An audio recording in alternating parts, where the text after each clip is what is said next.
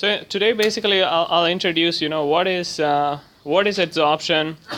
Then, just like any other VLE process, or not VLE process, just like any other equilibrium-based process we learn, we're going to look at what do equilibrium relations or diagrams look like for this particular process.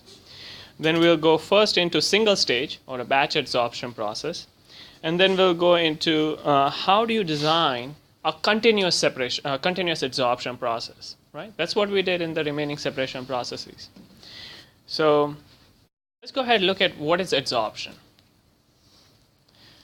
So you can have molecules, you can have atoms, you can have ions adsorb, or kind of chemically or physically, two ways, okay?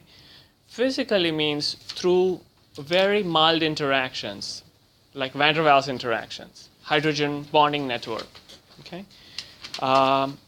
They can interact with the surface of the solid and attach there, okay, from the solution or from gas phase. These are called adsorption. Sometimes you may have a chemical bond formation between the atom or molecule or ion coming from the solution or the gas phase. It comes down and settles on the surface. There may be a chemical, that's called chemisorption, okay? So adsorption, there are two types. Physisorption, basically very weak bonds. These are reversible, so you can adsorb, you can desorb off of the surface. So you can have a molecule come to the surface, stay there, and you can desorb it. Okay. Now, of course, there's a certain requirement of changing conditions, so you can desorb it or adsorb it. Okay. That's the nitty-gritty details. So you can have them on the surface of the solid, and either they are held by the covalent bonding or just intermolecular forces like hydrogen bonding or so.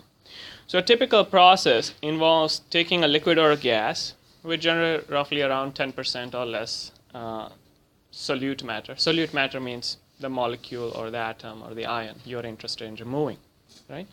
And you pass it through a chamber that is filled with an adsorbent, okay? And then at the end, you get a purified liquid or gas, okay? So what ends up happening is that these adsorbents, they are porous material like this, okay? They are porous material like this. It's got pore networks, you see? And molecules or atoms or ions you're adsorbing, they have to go through these pores. So what's essential is these adsorbents, they have very high surface area.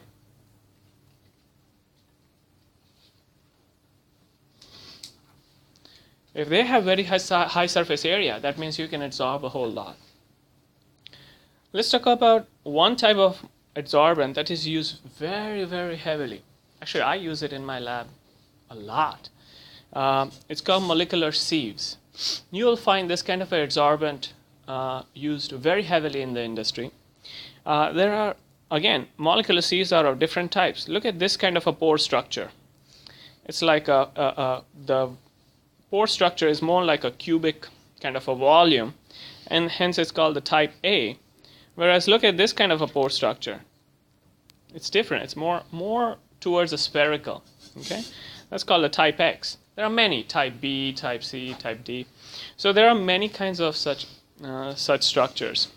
Actually now, chemists are designing these adsorbents on a molecular scale.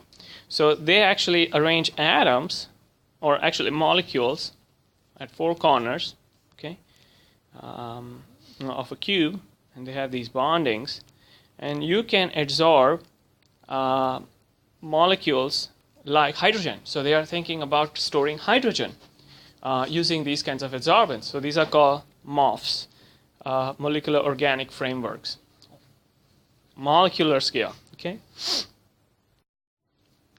Some more adsorbents. One is activated alumina, silica gel. How many of you have seen silica gel? You buy a leather item or something, and then you always have this packet. What is it adsorbing? Water, right? Activated carbon. How many of you actually use water purifiers? The very first step is activated carbon. Then molecular sieve carbon. That's in the expensive water purifiers.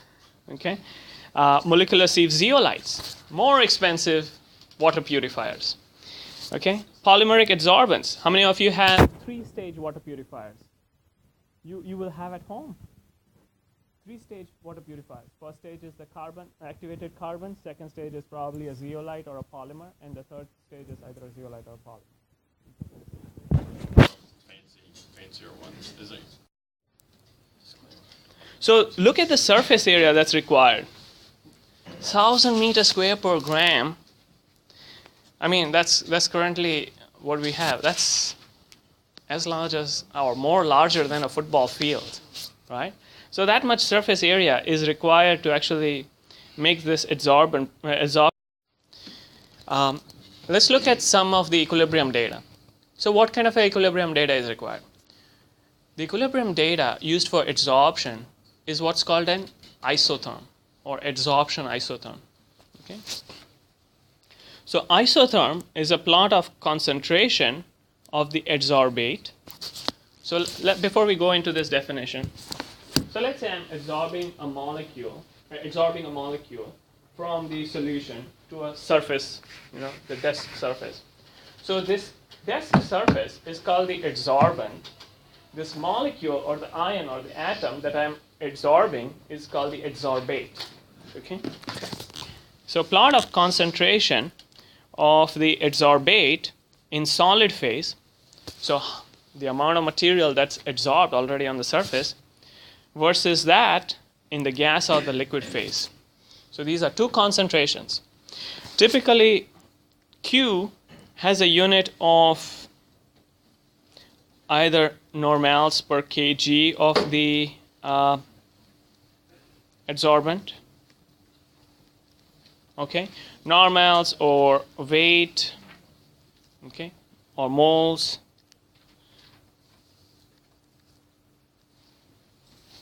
Per kg of the adsorbent, okay, and gas phase, liquid phase, you guys know the units already. It might be mole per decimeter cube, mole per meter cube, mole per liter, or weight fraction as well. Now typically you will find these isotherms, these curves, follow three types of equations. One is called a linear isotherm. So the amount of adsorbate or the concentration of adsorbate on the solid is equal to some constant times the concentration in the liquid phase. Does that ring a bell, that linear isotherm? It's very similar to the Henry's law, right? What does Henry's law say? Henry's law stated that the concentration in the liquid dissolved is equal to, the other way. The amount of concentration in the vapor phase is equal to Henry's constant times the amount in the liquid phase, right? Or modified Henry's constant. Similarly, here you got a linear relationship, just very similar, and you got this constant, the equilibrium constant. Okay. This is usually true for dilute solutions, so you can use it for dilute solutions.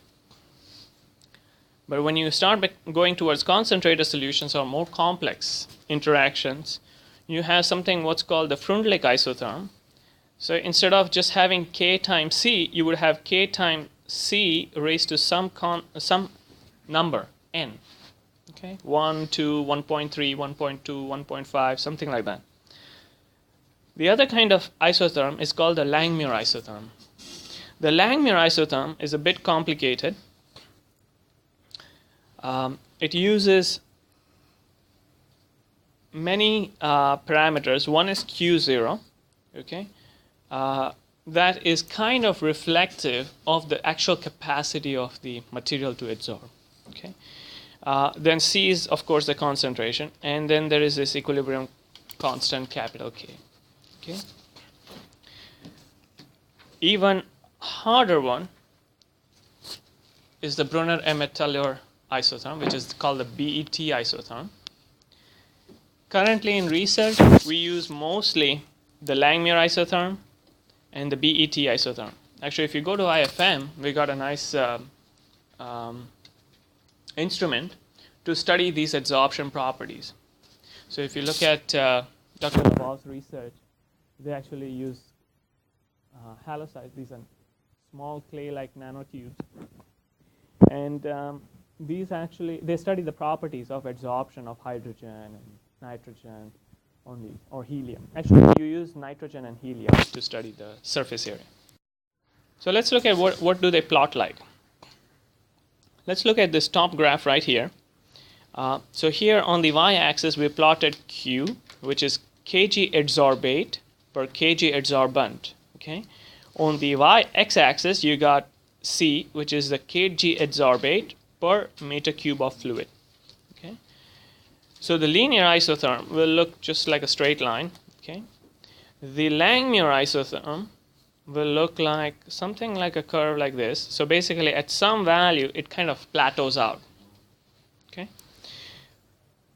Whereas the Freundlich isotherm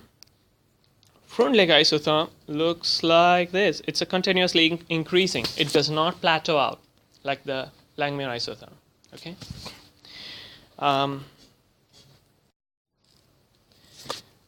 Okay. So let's say you are adsorbing. So look at this particular isotherm. Here you have relative pressure, P over P0. That has to do with you are adsorbing. Where do you use pressure? Gas phase. So here you're increasing the relative pressure of a particular molecule in the gas phase. And here you're plotting on the x-axis the amount adsorbed. So this is for adsorption from a gas phase. Okay. Look at this example. I believe this is data for phenol. Adsorption from water on activated carbon. So here basically you got adsorption measured in millimole per gram of adsorbent, and you have x-axis equilibrium concentration in millimole per liter. Okay. You see how it's continuously increasing? So that's not a Langmuir isotherm. Actually, this is more of a Freundlich isotherm. And this one right here, that's more of a Langmuir isotherm. So there's a slight difference between the two. Batch or single stage adsorption problems. It's very simple. So think about two conditions. Before mixing and after mixing. Okay? If you define QF as the amount of adsorbate present in the initial stage, okay, in the adsorbent material. So let's say I take a container, okay, I take a big box with two tube outlets on the two sides. I fill it up with activated carbon. So QF is the amount of adsorbent. Let's say I'm absorbing phenol from water.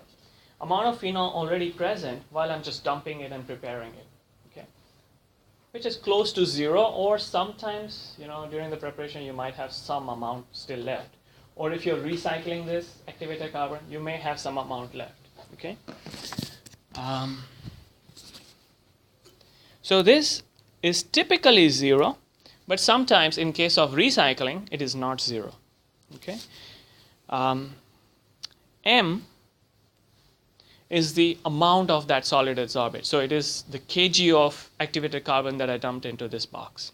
Okay. CF is, let's say, I know a concentration of phenol in the water entering this box. That concentration of phenol in this water is CF. Okay. And S is the amount of solution that I'm allowing to enter that box. Okay.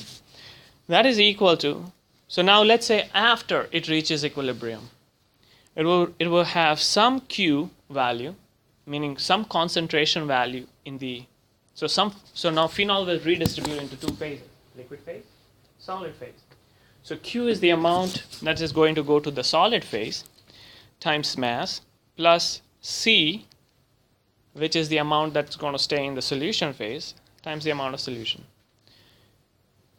You guys remember how we did this for distillation? Let's go back. So we had XF times F is equal to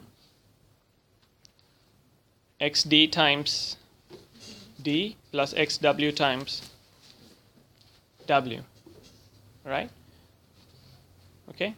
Or if you remember, let's do the single stage. This is for the distillation. Single stage was something like this. X times L plus V times, sorry, X1, Y1. It was something like this, if you remember. Okay? It's exactly the same thing. Now here, X1 and Y1, they were related by?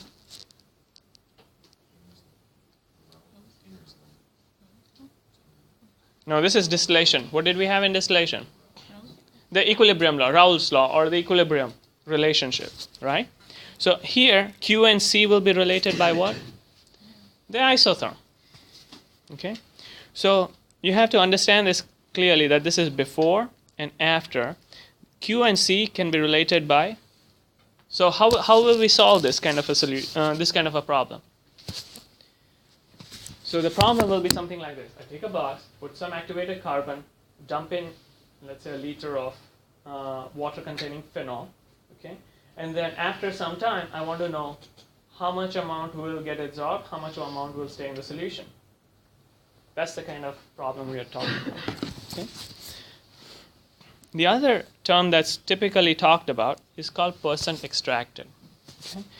That is equal to CF, which is the concentration initially minus concentration finally after absorption divided by that initially times 100. Okay. Okay, let's look at this particular problem set. 12.1.1 and 12.2.1.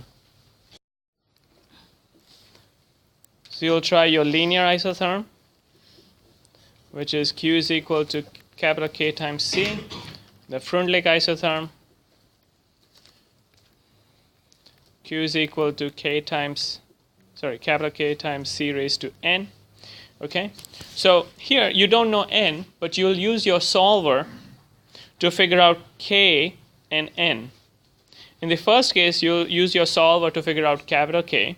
Second case, you'll try to figure out capital K and N. Okay, now you have to make sure during these fittings you actually plot the data. So let's say here's your data. You have to actually look at your fit, the fitting curve that you get, okay? That may be the linear one. That may be the Freundlich one. Is that a good fit? Bad fit? You have to actually see the data and be able to make a appropriate decision from there. And then the last one, which is the Langmuir. Langmuir says Q is equal to Q0 times C over K plus C. And so Langmuir here, you're here trying to use the solver to find out Q0 and capital K. Okay?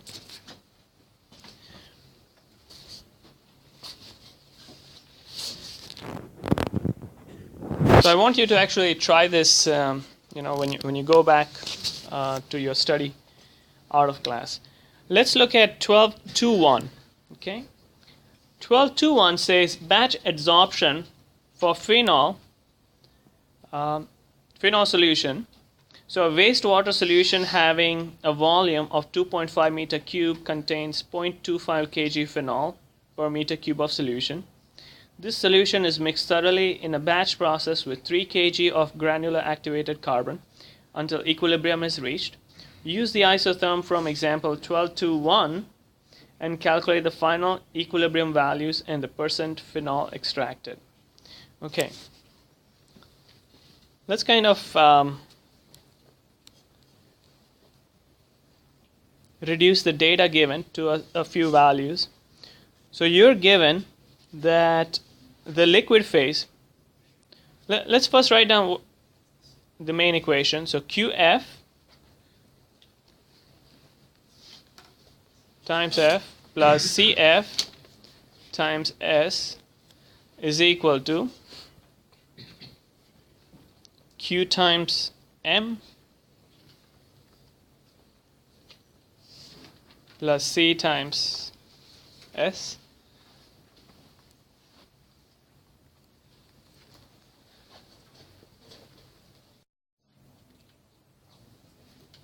basically you can, instead of F, you can write M, which is what your textbook uses. Because the mass of the activated carbon remains same, the volume stays the same. So look at your particular 1221 problem statement. In this particular statement, you're given your S is equal to 2.5 meter cube. You're given your CF is equal to 0.25 kg per meter cube. Okay, and then you're also told you're mixing it with M is equal to 3 kg.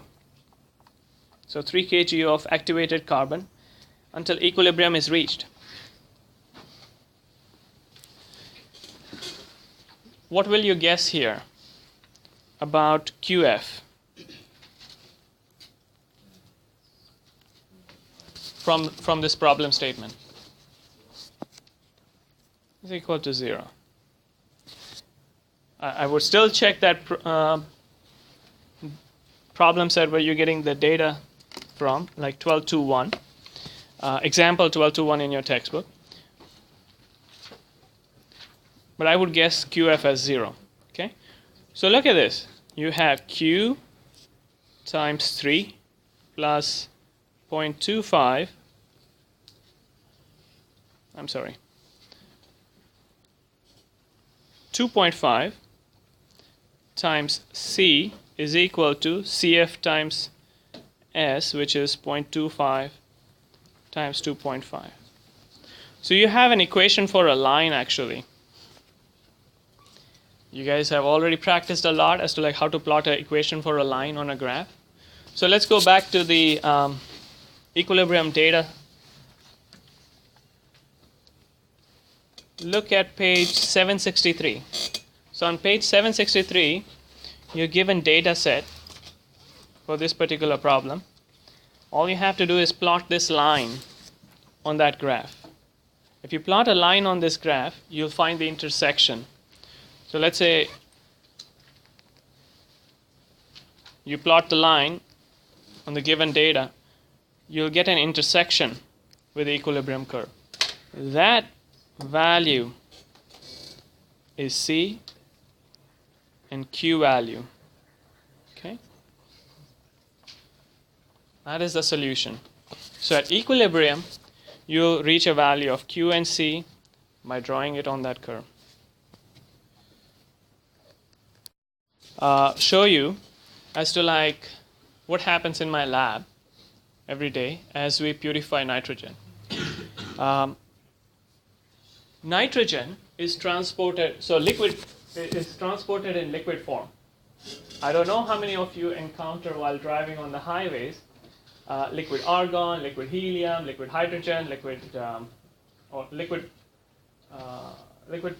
petroleum gas (LPG), then liquefied petroleum gas (LPG), and liquefied nitrogen. We get liquid nitrogen actually here at biomedical engineering. We got a storage tank for liquid nitrogen. We then actually sometimes generate the gas from there, or we have a separate nitrogen storage tank or a supply tank. Okay, that gets resupplied every week or so. So this nitrogen stream then gets supplied to a lab. One of the reactions we run in my lab is oxygen sensitive. Oxygen sensitive. So we cannot run that reaction if there's any oxygen or water in it. Okay. Now there are molecular sieves and not molecular sieves, adsorbents available for oxygen, and then there are adsorbents available for water. Okay. So water is a big culprit in that reaction. So what we do is we actually use tubes like these. We actually pass a gas from the bottom, okay, coming in, and we take it out and we feed it to the reaction chamber. What you see here is a dryerite material. Diorite is a material that absorbs water, okay, very strongly, and then it's actually embedded with a pigment, a color, that a pigment that changes color upon absorption. So here, look at this part of the tube.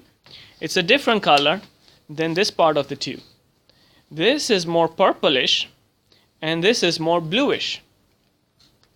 This is the area where water has been absorbed, or that has been saturated with water.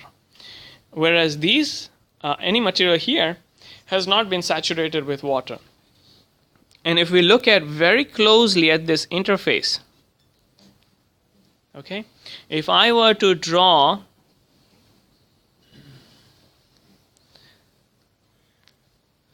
let's say this is the intensity of purple color. That intensity will be high over here, okay, so somewhere high, and low over here, so very almost close to 0, okay, so this is 0. So if you plot it, you will see a curve that looks like this. If you take a spectrometer and really actually measure the color change, you will see a curve that develops like that. So if I kind of twist it down like this, or pull it down, make it lay flat, that curve will look something like that. Okay. Now, as time goes, these fronts, absorption fronts, will move towards the top. So when that absorption front comes over here, my graduate student goes, takes this diorite into a metal basket, and then puts it into the vacuum oven and regenerates it, meaning dries the water off. So now it becomes totally blue again. Okay. Anyways, let's go look at this particular profile, which is the profile of that adsorption front as it's moving across this bed. Now this, we keep on running 24 hours, 7 days a week. It keeps on running 365 days a year. We have to keep this going. Plus we store many things in a storage box that is water sensitive. So we have to keep this thing going. So what's important, now such kind of processes also happen in the industry. And so the way this particular type of process characterized, you build a curve that on the y-axis you write C over C0. Okay, what is C over C0? So let's say the concentration coming into this tube is C0, and the concentration coming out is C. We try to write we measure C over C0, okay, and on the x-axis we measure the height of the adsorption bed, meaning this is capital H, okay. So here at some height, let's say H3, we'll have a profile, okay, at some particular time point, right? For every time point, we'll have a profile because as time goes by, that front is going to move along the height. And so we get a front that looks like this. Let's say H sub T is the total height of the bed. Okay? Now, just use bed are all simple arithmetic calculations. Very simple. Okay? As simple as, if you can buy 4 oranges for $1, then how much does one orange cost? As simple as that. Scaling effects, okay? So, before we go there, scale up, let me define what is called a breakthrough curve, okay? So a breakthrough curve is measured across that, across the bed, across the whole bed. So let's say I'm passing C0, I wait, I measure the concentration at the outlet. I wait. Then all of a sudden, I will start seeing some concentration start exiting, okay? Exiting the tube.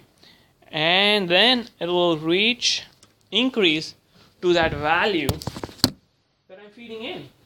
What does that mean? That means the bed's been used up, okay? Totally used up. The industry typically works on defining a breakpoint. Okay? Breakpoint is the amount of C by C0 that's acceptable. Okay? So for example, I'm running a oxygen water sensitive reaction. Then there's a certain concentration above which my experiment is going to fail. So I got to define that ppm. So let's say 5 ppm is the amount of water above which my reaction does not occur. Okay, so that helps me define what's called the breakpoint. So I will know how much is going in, and I know what is the reaction, the acceptable level. Then I can define this breakpoint. Typically, this is around 0.01 to 0.05. That's how you try to design these adsorption columns. Right at this time point is called TB. Okay, it corresponds to the breakpoint. See this right here, this zone between TB and this, that amount of bed usually is partially used up. Anytime you use a bed, you cannot use the whole adsorption bed. You always leave some part that is unused. Okay? So that is very, very important to understand, is that you're not going to use up the 100% capacity. Okay, now let's look at those calculations. Okay, I'm going to present very like a little complex integrals and things like that, but actually when you look at the graph, it'll be very easy. So first thing we define is time equivalent to total or stoichiometric capacity. Okay, that time is denoted as Tt. That is equal to this integral 0 to infinity 1 minus c over c0 dt. Okay, what does this mean? This means on this particular graph over c by c0 versus time t, this is a breakthrough curve, this integral is equal to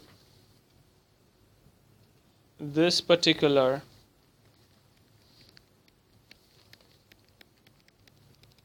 all the hashed area. All the hashed area, right? What is integration c by c0? That's area under the curve.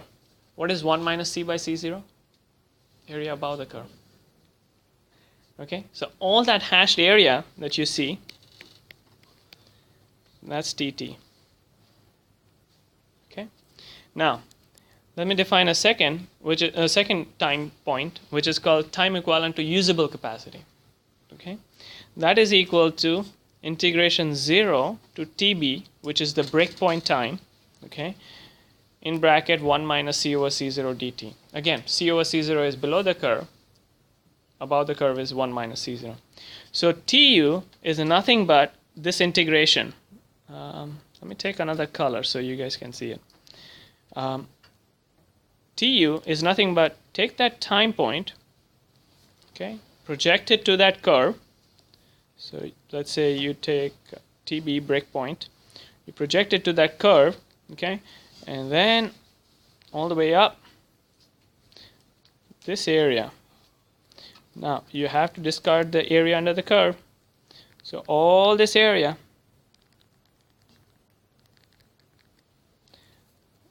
that's Tu. Okay. Sometimes when you do calculations, you won't find a difference between Tb and Tu. It's like very, very minuscule difference. Okay. Don't get confused. It's very important that you still go ahead and calculate that. Okay. Now, anytime you have a total height that you can measure, but how do you calculate usable bed height? Okay. Usable bed height is equal to this Tu, which is time equivalent to usable capacity divided by Tt times Ht. Okay, so this is an important. So let me put this. You have a total height. You have usable height and unusable height. The ratio of usable height to total height is equal to the Tu, breakpoint time, divided by the Tt, which is time equivalent to the stoichiometric capacity. Okay. Okay. the other design, so that was the very first equation, okay, what I described. Let me define another term, HUNB, which is the unusable height, okay. So if there will be two heights, usable height, unusable height, and if you total the two, that's equal to the total height of the bed, okay. So that's the second equation, right? The third equation is more like, you're deriving it from these two. So HUNB, okay, can you write HUNB as HT minus HB? But HB is equal to, so HT minus TU over TT times HT. And so what do you get? This. Okay? Simple arithmetics, there's not much complex calculations involved. And that's the reason why I put it towards the back of the class, of the course.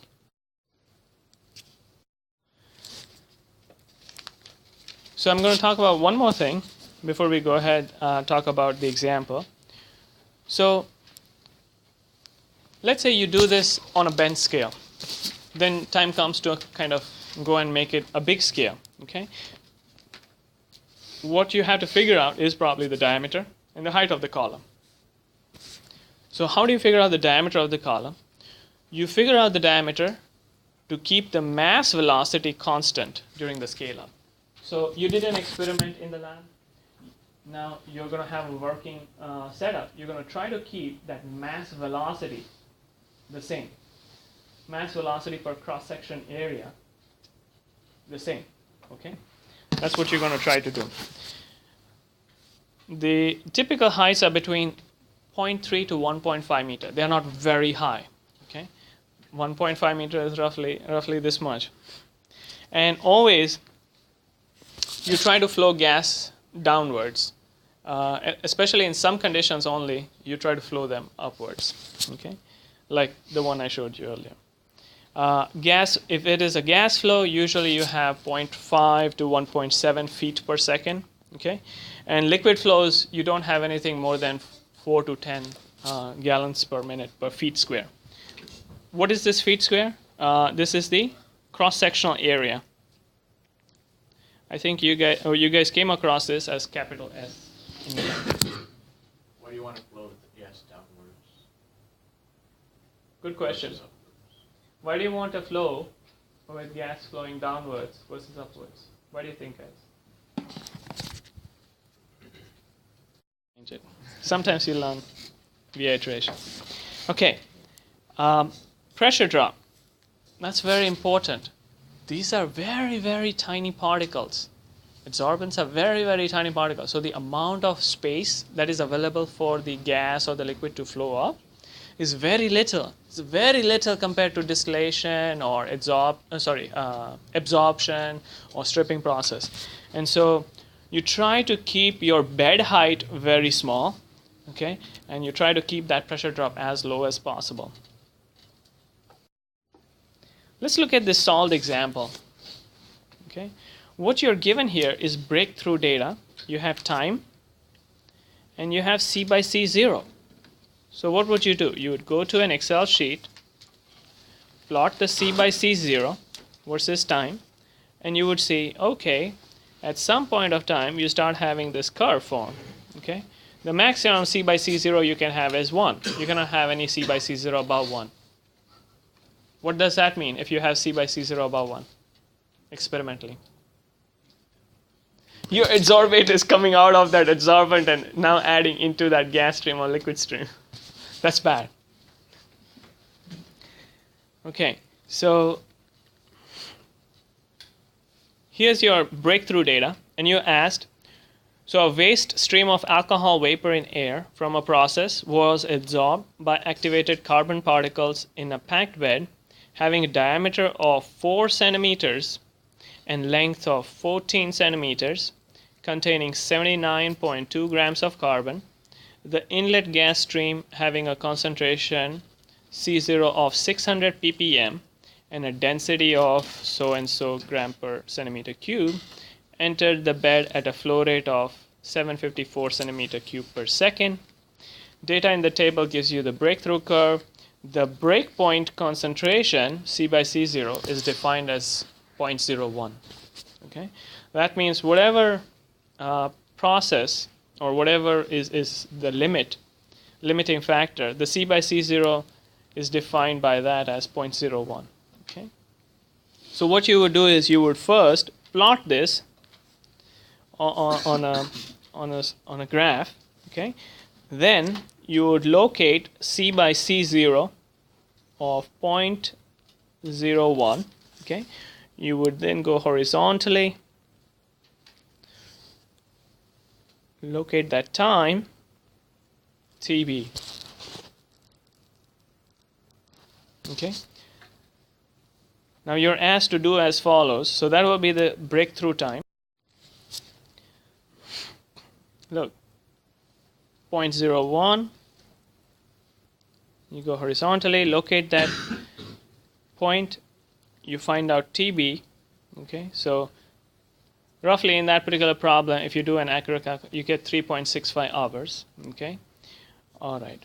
So then the next thing to calculate is TT, which is the time equivalent to total capacity. Okay, and so what you do is you do two integrations. Okay, two integrations. One is you calculate the area of this rectangle. Of this rectangle minus this much area, which is very, very tiny. You try to figure it out. Okay, and that will be your TU. And then you go and find out what is this much area.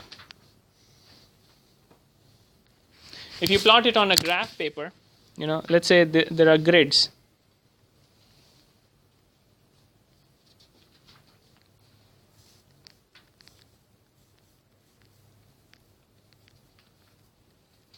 Okay, let's say there are grids. You can calculate as to like, okay, this is 3/4 of grid, half of the grid, maybe slightly less. This is more.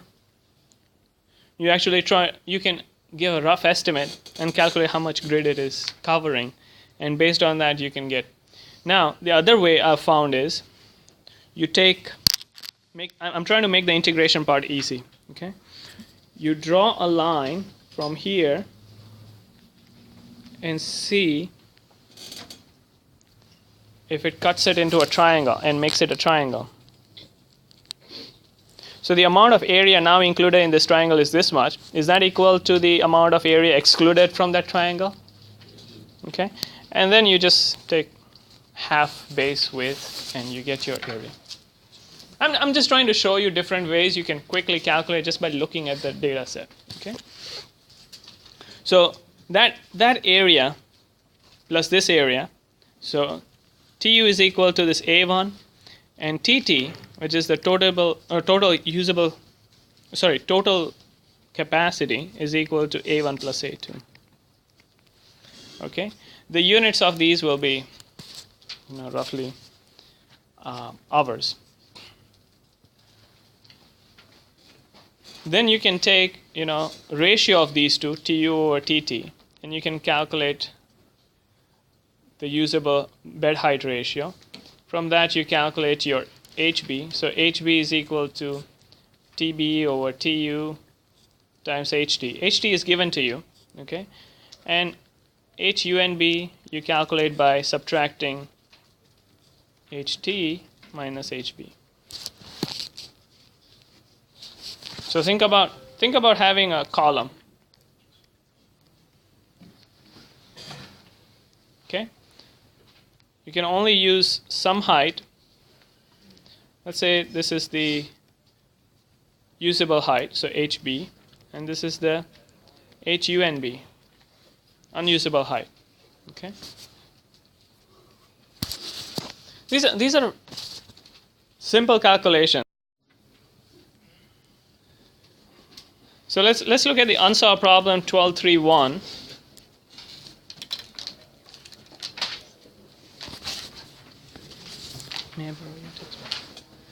Okay, so the unsolved problem says scale up of laboratory absorption column data using the breakpoint time and other results from example 3.1 do as follows. So first let's look at example 3.1 and then we can look at this particular problem statement.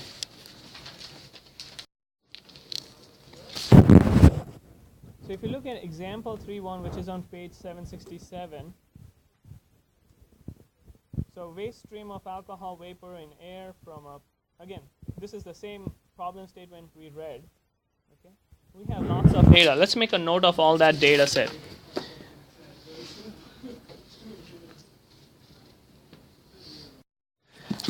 Not recording it. All right, let's go to the B part. The B part says, use the same condition as in part A, but the flow rate is to be increased to 2000 centimeter cube per second. So now you're changing from 765, is it 765? Sorry, 754, sorry. 754 centimeter cube per second for 4 centimeter diameter. You're now changing it to 2000 centimeter cube per second. What is the diameter? You're trying to keep the mass flow rate per cross-sectional area the same.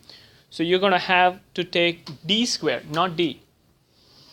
So if you take a ratio of 2000, let's say you have this old situation and you have the new situation. Your cross-sectional area is pi d1 square, sorry, pi by 4 d1 square and pi by 4 d2 square. Okay, so your mass flow rate per cross-sectional area should stay constant, meaning 754 divided by pi by 4 d1 square has to stay constant. Is equal to 2000 divided by pi by 4 d2 square. You said the mass flow rate or the volumetric flow rate? Mass flow rate, if the density is the same, will the mass flow rate, will the ratios be different? No. So that's what I meant, is that mass flow rate, meaning the ultimate goal is to try to keep that ratio the constant. So of course there would be density. Let's multiply by the density to stand by what I stated earlier. So the densities would cancel out. Pi by 4 will cancel out on the two sides, right? And so I know that d1 square is 4 square. So let me rearrange this so I can rewrite d2 square. So d2 square is equal to 2000 divided by 754 times 4 square. So can you help me calculate d2?